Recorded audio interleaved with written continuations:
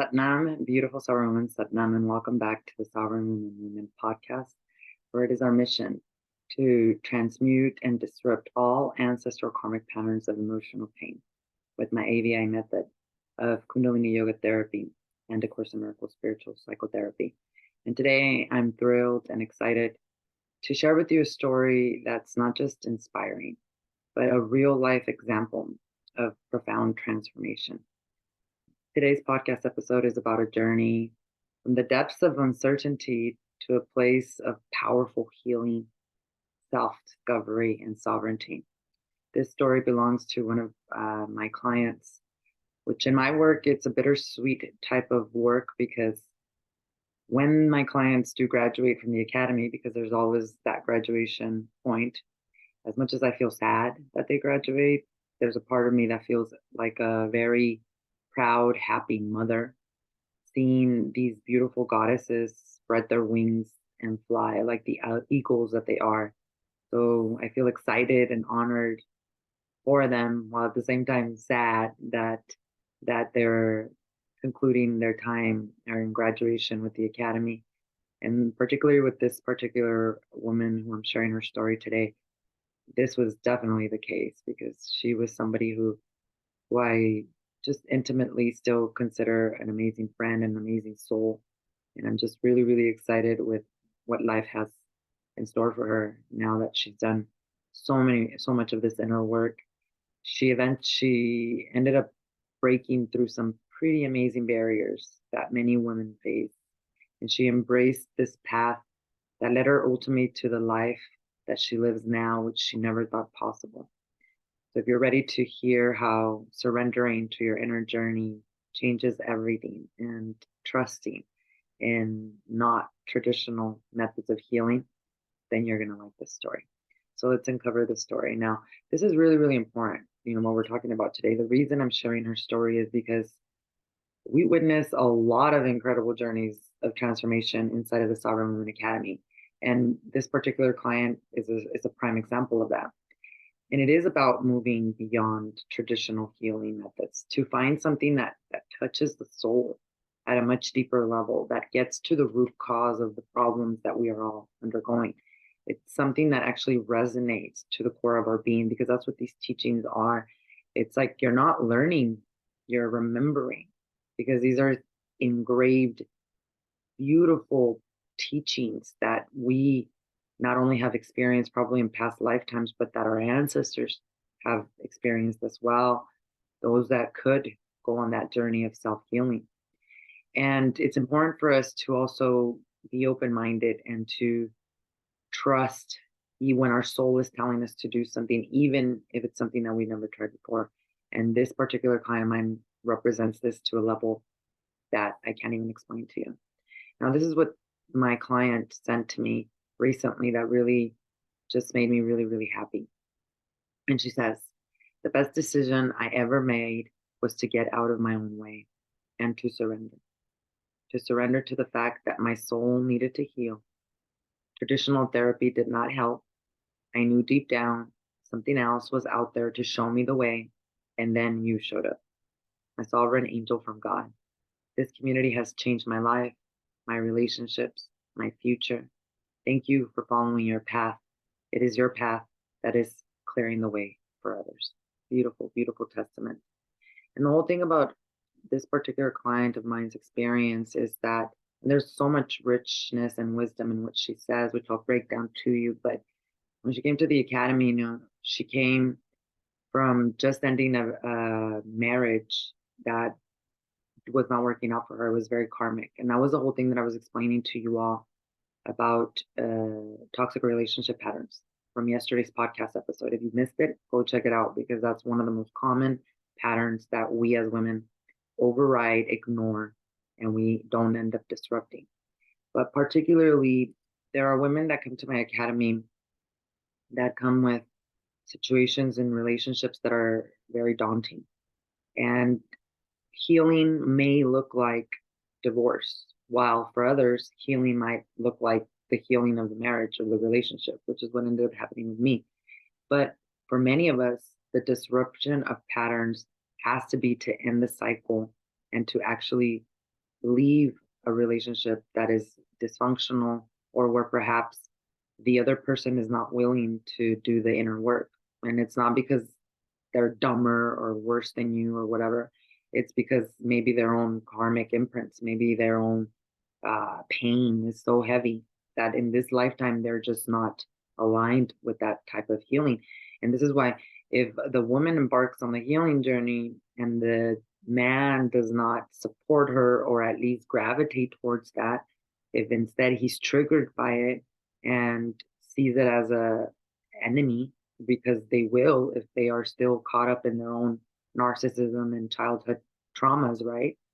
Then it's impossible. It takes that person's willingness to also want the healing and to also want to move to a higher, more evolved state of consciousness as it relates to the relationship.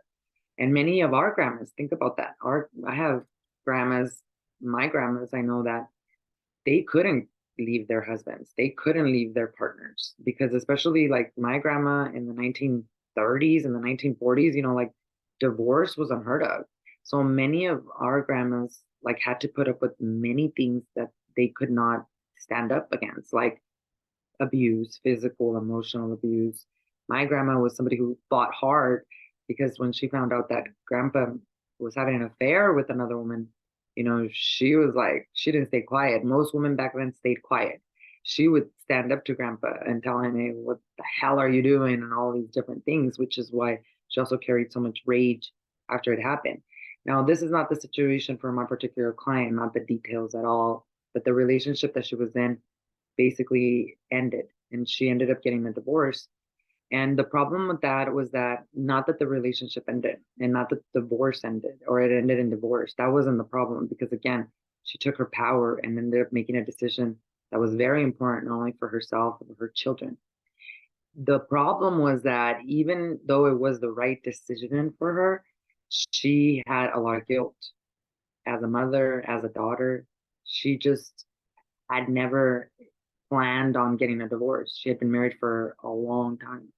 And it wasn't really something that she saw a lot like in her parents, right? Because her parents were still married.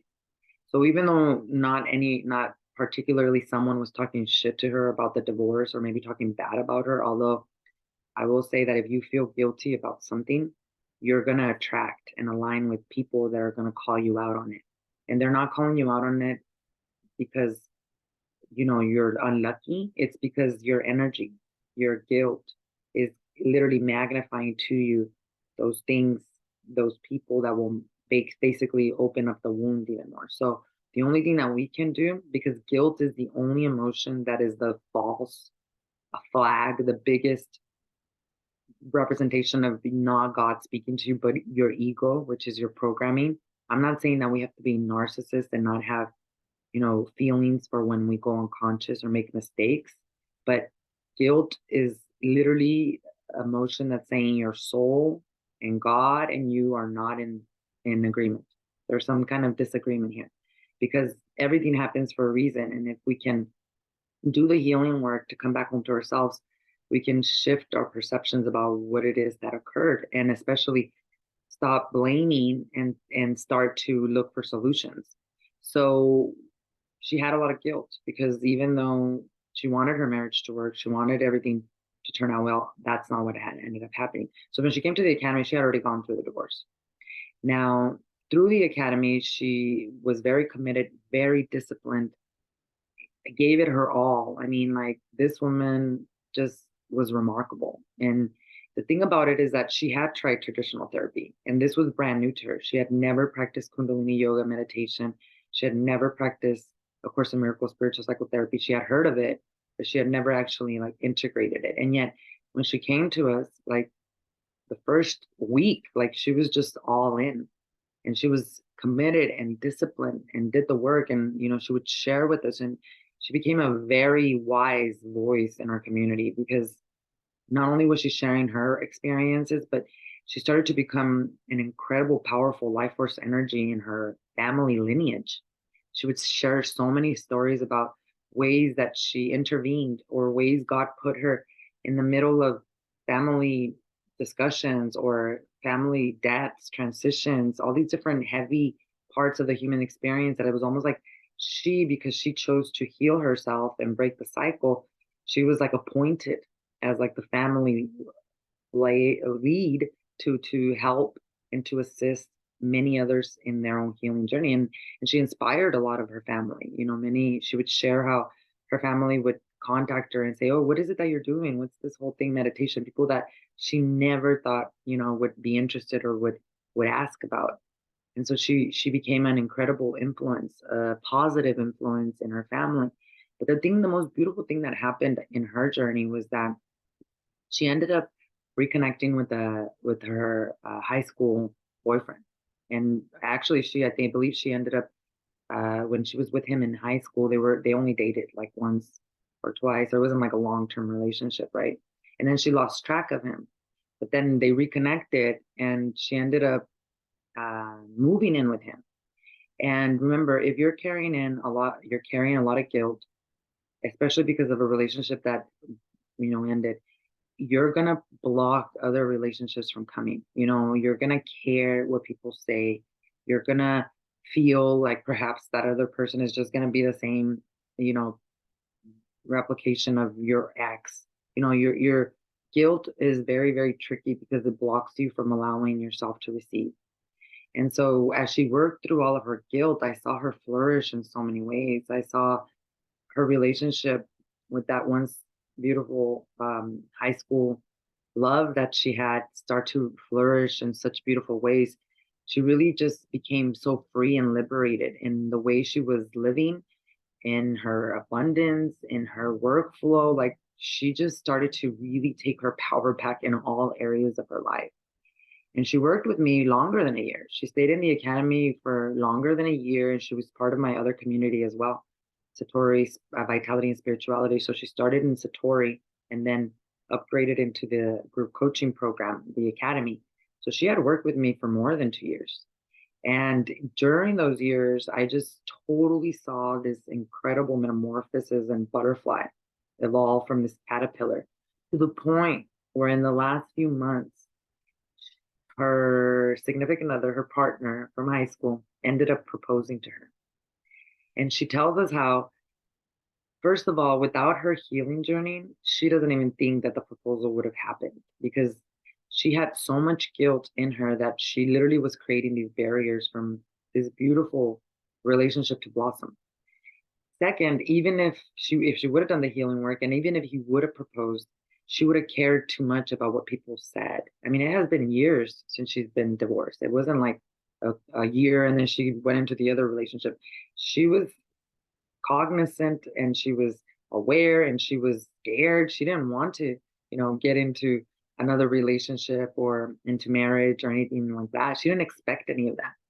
So when the proposal actually occurred, not only did she feel worthy of saying yes, but she knows that she co-created that because of the healing that occurred.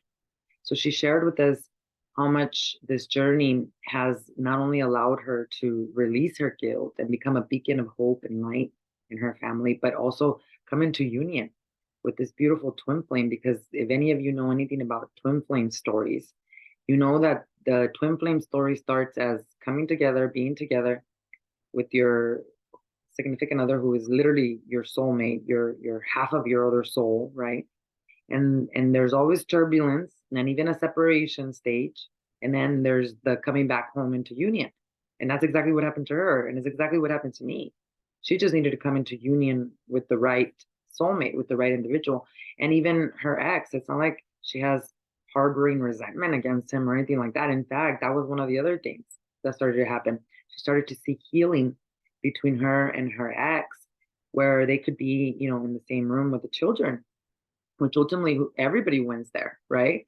But it wasn't just necessarily that. It was just the fact that she no longer blocked herself from allowing herself to receive the beautiful, worthy, or the beautiful love that she was worthy of receiving. And as women, especially, we've been in a very chaotic, difficult relationship and we end it. You know how hard that is for a woman to do, especially if you've been married for a long time, and to, not give up because to try so many different things and nothing working.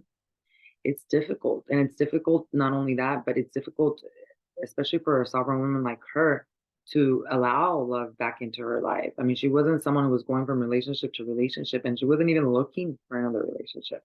But that whole thing about her frequency, right?